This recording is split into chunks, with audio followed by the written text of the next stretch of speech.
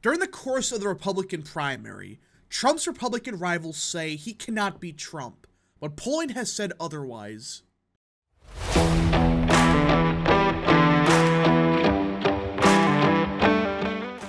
What is up, people of the internet? It is me, Real American, back in with a new video today. It is time that we talk about the 2024 Republican presidential primary.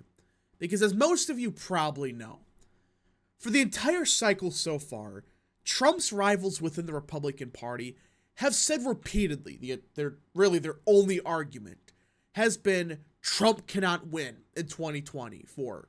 That he's unelectable, that he's a horrible candidate, all this other crap. Well, turns out this electability argument that they've been running on is complete and total BS. When even ABC News is admitting that, hey, based on some evidence from polling data and other sources, Trump isn't unelectable. Far from it, in fact. Now, before we continue with today's video, I hope you enjoy these type of videos. If you do, smash the like button down below, subscribe, share with your friends, hit that little bell, follow the social media accounts in the description down below, and of course, join the channel today. Guys, just for $1 a month, you can join Real American. This is the best way to support the daily content that we all know and love. So I hope and recommend you join the channel today. Alright, everybody. Now, let's be clear about one thing. Yes, it's only 2023. Yes, you got a year until November, or just under a year. With that being said, however, this cope that secretly every poll is fake and they're trying to inflate Trump's numbers is some of the most ridiculous things I have ever heard. Alright, there's no conspiracy by every pollster, which you would include Richard Barris in that thing, at Trafalgar. They're all in it, according to some of these people, that the polling is fake, there's a conspiracy to get Trump elected as the nominee, but then screw him in the general.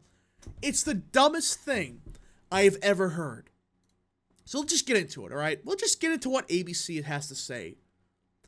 Former President Donald Trump's rivals are insisting that he cannot beat President Biden next year, which we've been hearing for really 3 years now. That he can never win 2024, that he's unelectable because he lost in 2020.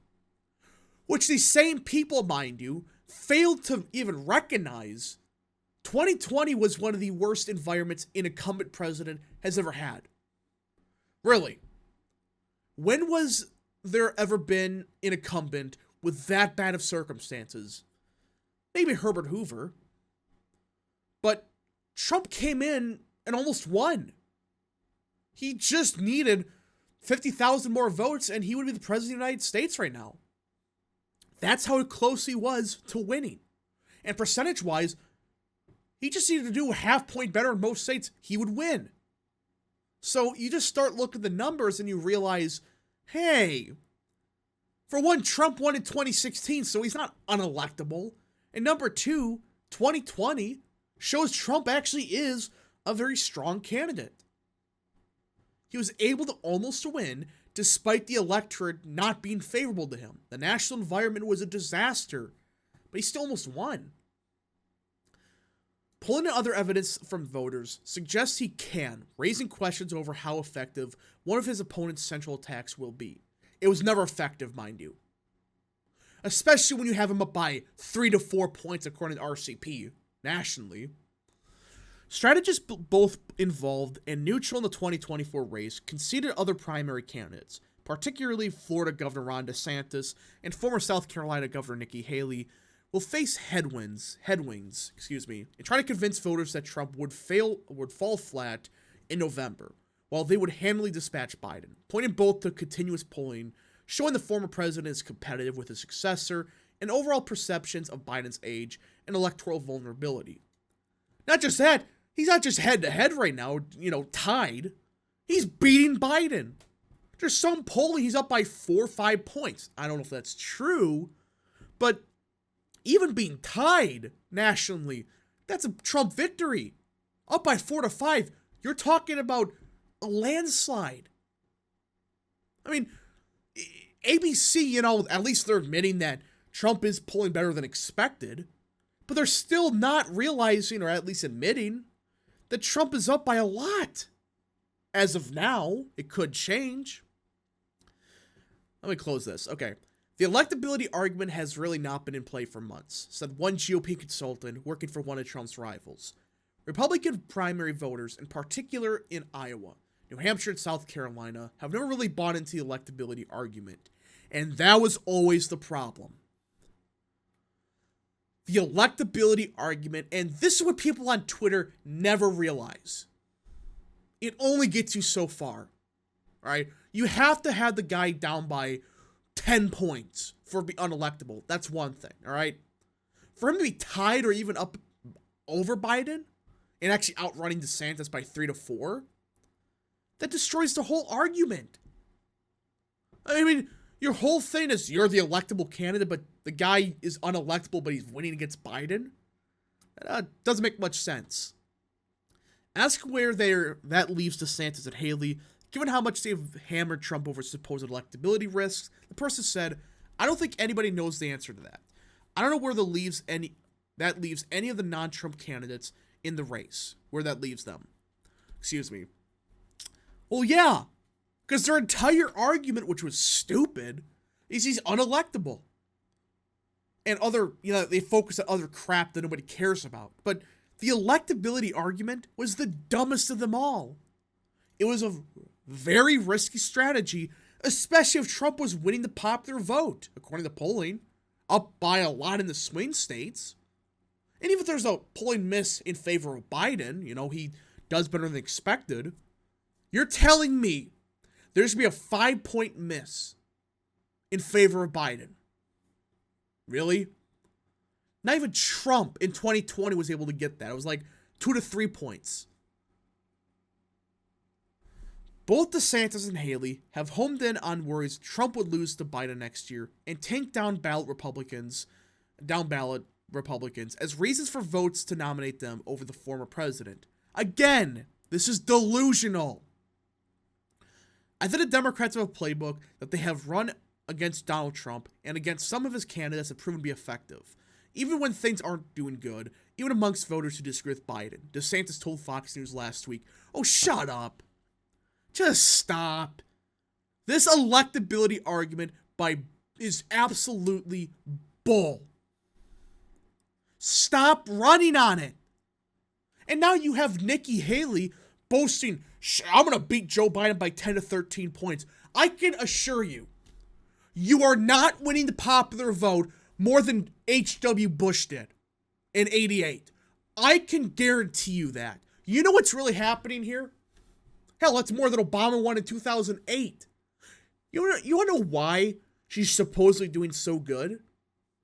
I've made so many videos on this because she's not as known as DeSantis or Trump. It's true. Despite, you know, being in the race for 6-7 months now, whatever, how long it's been, the polling shows like 40 to 50% of Americans don't know who the hell Nikki Haley is. They just think, oh, generic Republican woman. I want to vote for her. Well, when people realize who she is, it's going to be like what happened to DeSantis, who has higher name ID now. He's getting crushed, or at least tied with Biden, when Trump's up by 4 to 5. And funny enough, Nikki Haley, there's polling data to prove the more people learn about her, and this is within the Republican side, mind you, right? This is not including independents or Dems. Her unfavorability within Republicans has skyrocketed, while her favorability numbers have stagnated. So the more people learn about her, they realize this is a fake and a fraud. She would get us involved in war with Iran and other crap. Oh, I'm not going to vote for this. That's what I'm saying. These polls that have Haley up by 10 to 13, ludicrous. Because half the voters don't know who the hell Nikki Haley is. A spat of national polling shows Trump running ahead or narrowly behind Biden, and swing state polls show him with an even wider spread. CNN polls from this week showed Trump with a 10-point lead in Michigan and a 5-point edge in Georgia. Two key swing states, Biden won in 2020. Again, polling this early on, it's not going to be perfect. But when was the last time Trump had a 10-point lead in Michigan for polling? When did he ever have a lead? I'm waiting. He maybe had 1 or 2 polls in 2016, maybe. But the consensus right now, based on most polling, not just 1 or 2, is Trump's up in Michigan. And again, just because Nikki Haley is supposedly outrunning Trump, that doesn't mean it's going to happen. Trump has universal name ID. Not Nikki Haley. Haley's unknown by half the country. But you just start looking more into it, and yeah, you realize that the electability argument's BS. When even CNN, ABC, they're admitting Trump's up ahead by a little bit, by quite a bit actually.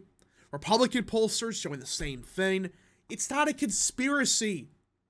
They're just admitting Trump's up ahead by quite a bit. Anyways, folks, thank you so much for watching. If you did enjoy this video, smash the like button down below, subscribe, share with your friends, hit that little bell, follow the social media accounts in the description down below, and of course, join the channel today. Thank you so much. Godspeed to all of you.